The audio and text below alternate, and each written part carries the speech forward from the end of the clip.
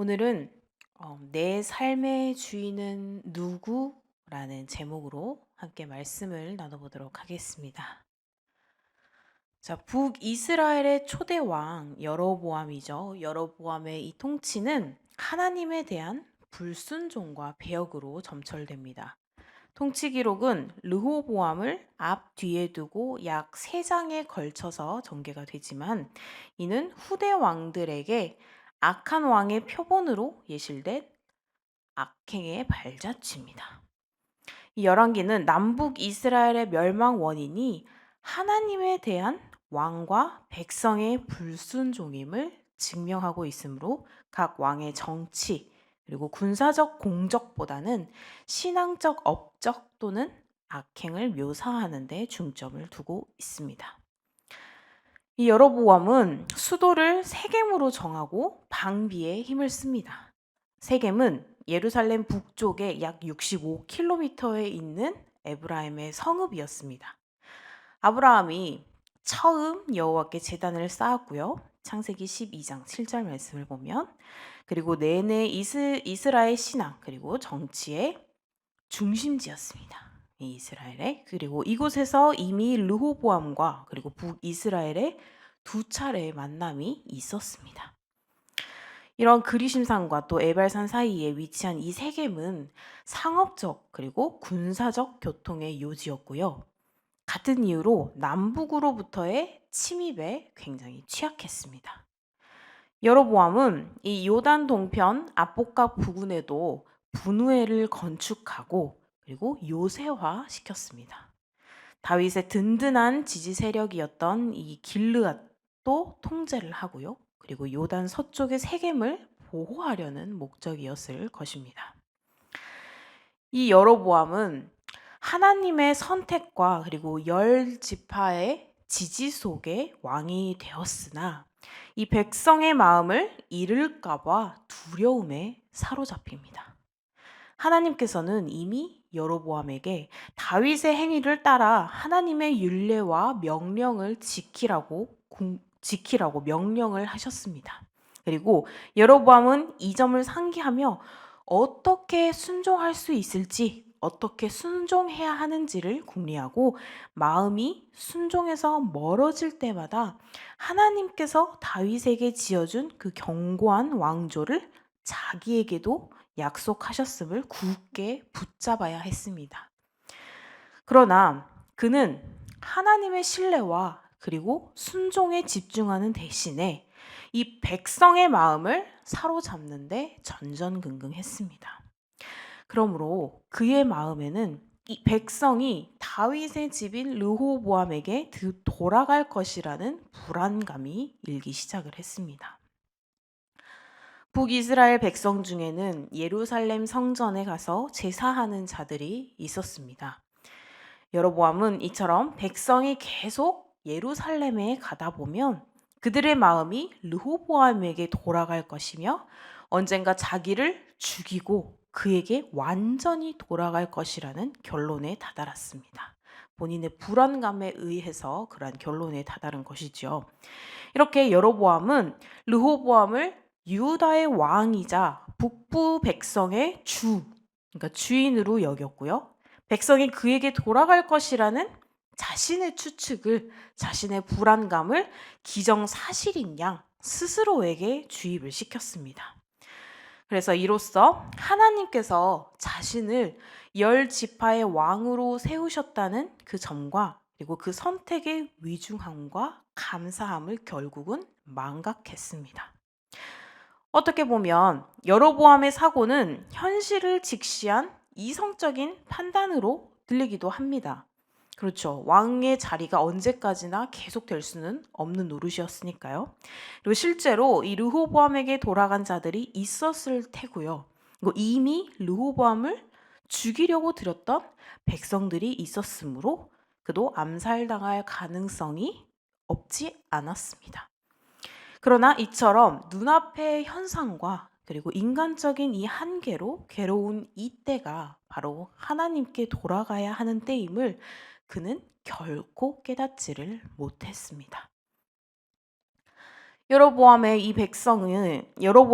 이 백성의 마음이 르호보암에게 돌아가지 못하도록 두 금송아지를 만드는 방안을 채택함으로써 이 이스라엘의 신앙 정통을 결국 깨뜨리고 맙니다. 28절에 이에 계획하고 라는 이 말은 스스로 계획한 것이 아니라 어느 누군가와 의논했다는 뜻입니다.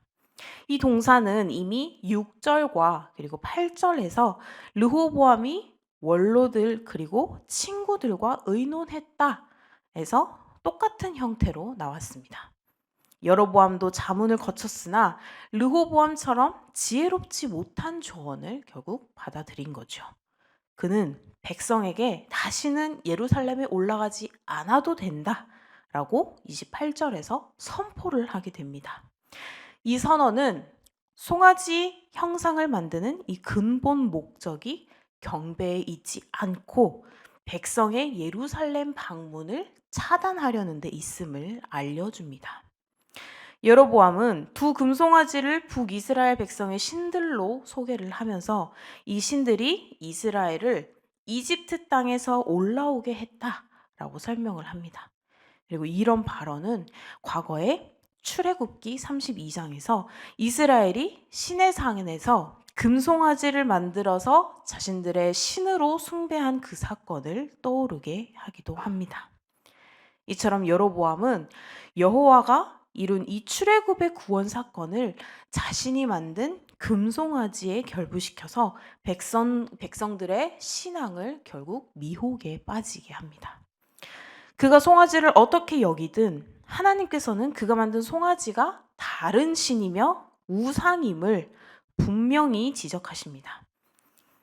그가 금송아지를 2개나 만든 것은 북이스라엘의 남쪽 베델과 그리고 북쪽의 경계인 단에 하나씩 두기 위함이었습니다. 특히 예루살렘 북쪽 17km에 있는 이 베델은 아브라함과 야곱이 하나님께 제단을 쌓은 굉장히 유서 깊은 장소였으므로 이 백성의 판단을 굉장히 흐리게 만들었습니다. 이에 북부 지파 백성은 차차 예루살렘에 갈 필요를 결국 느끼지 않게 됩니다. 이들은 하나님께 불순종하며 잘못된 대상과 잘못된 장소에서 예배를 하고 있음에도 불구하고 스스로는 하나님을 섬긴다. 하나님을 굉장히 잘 섬기고 있다라고 착각을 합니다. 여로보암의 이 정책은 결국 하나님의 백성이라는 이 이스라엘의 정체성의 근간을 흔들었습니다.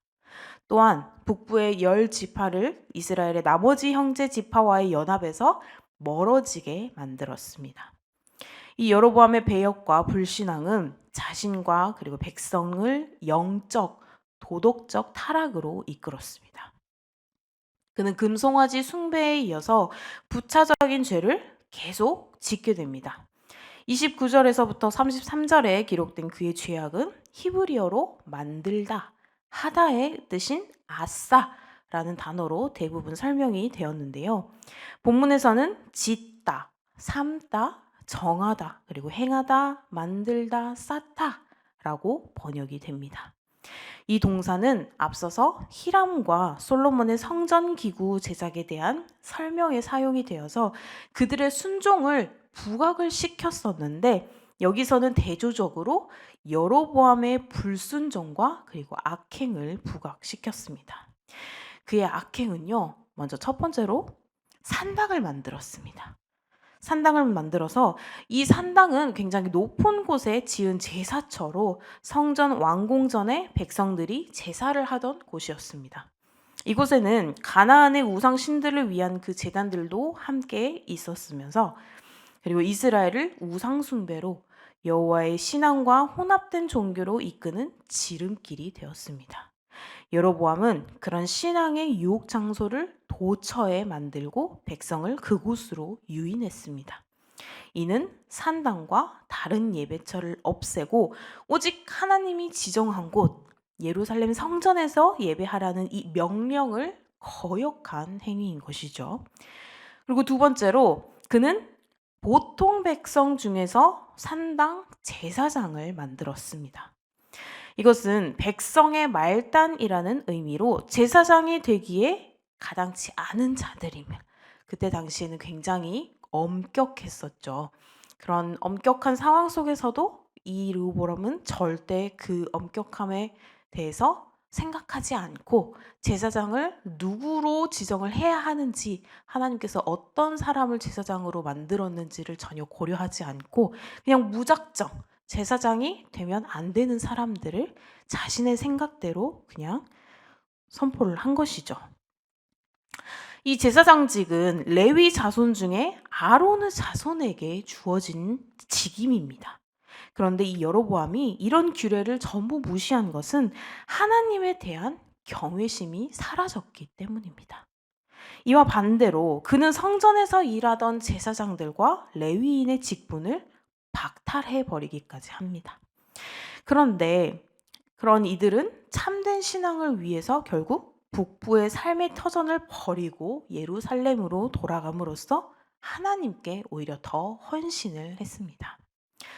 그리고 세 번째로 여로보암은 자기 마음대로 제8월 15일을 절기로 만들었습니다. 유다에서 제7월 15일부터 지키는 이 장막절을 북부의 추수 때에 맞췄거나 또 다른 달력을 사용하여 정한 것으로 추정이 되고 있는데요.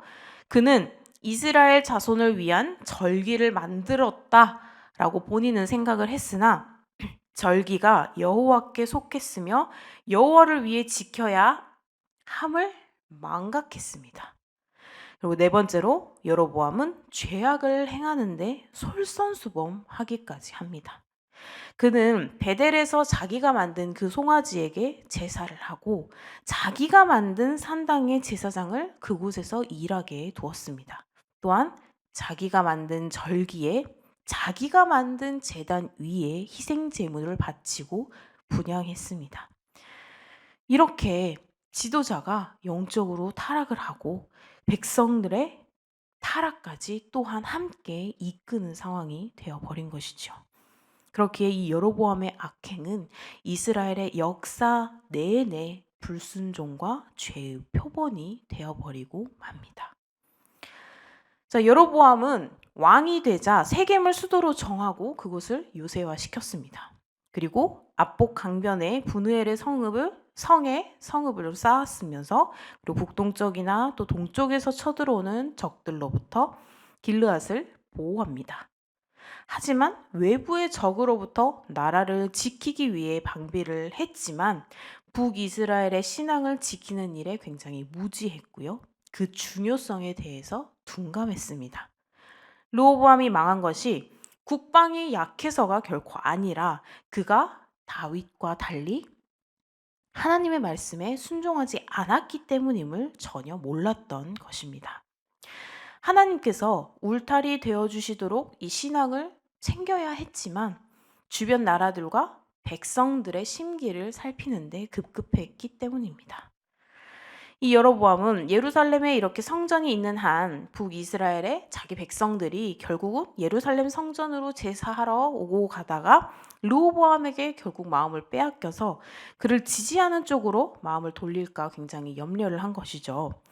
자신이 왕이 된 것이 아히야 선지자의 예언대로 하나님께서 하신 일임을 기억을 했다면 그런 걱정을 하는 대신에 우상숭배한 그 솔로몬의 길을 따르지 않으면 될 일이었습니다. 하지만 그는 이 예루살렘 성전을 대신할 제단을 베델과 단에 세워 금송아지를 예배하게 함으로써 지지자의 이탈을 막으려고 시도를 했으나 그가 했어야 하는 일은 종교 강화가 아니라 신앙 강화였습니다. 본인의 신앙도 강화를 시켰어야 했고 또 지도자였기 때문에 자신을 본보기로 삼아서 이 백성들의 신앙 동안 강화를 시켰어야 했는데 왕이 그러지 못한 상황이었던 거죠.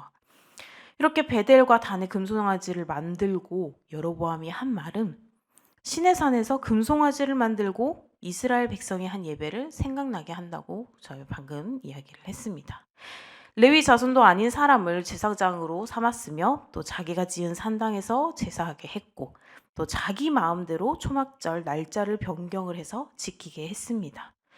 이제 여로보암에게는 절대 순종의 대상인 이 살아계신 하나님은 없고 왕권 유지를 위해서 자신이 조종하고 이용할 수 있도록 권한, 자신이 주인이 되어버린 그러한 하나님만이 있었습니다. 다윗의 길을 따라 순종하는 것만이 살 길이라고 하나님께서는 분명히 가르쳐 주셨는데도 불구하고 국가 전체를 혼합 종교의 신봉자들로 만들고 말았습니다. 자신이 만들고 자신이 생각하고 자신이 선포하고 자신이 모든 것을 다해서 결국 자신의 삶 그리고 백성들의 삶까지 이 모든 것의 주인이 결국은 자신이 되어버리고 만 것이죠. 이렇게 르호보암처럼 이 종교를 정치적으로 이용하는 사람들이 있습니다. 이렇게 종교를 이용한 정치의 핵심은 민심을 파악하고 규합을 하는 일입니다. 이를 위해 권력자들은 종교를 이용하곤 합니다. 그렇죠? 우리가 알고 있는 것도 아마 몇몇 예가 생각이 나실 겁니다. 이렇게 여로보암은 민심을 막기 위해서 종교를 활용을 했습니다. 그는 도성 건축과 우상을 모시는 이 산당 건축에 집중을 했고 이로써 북이스라엘 백성의 예루살렘으로서의 이탈을 막으려 했으나 오히려 그것이 이탈을 부추기고 말았었죠.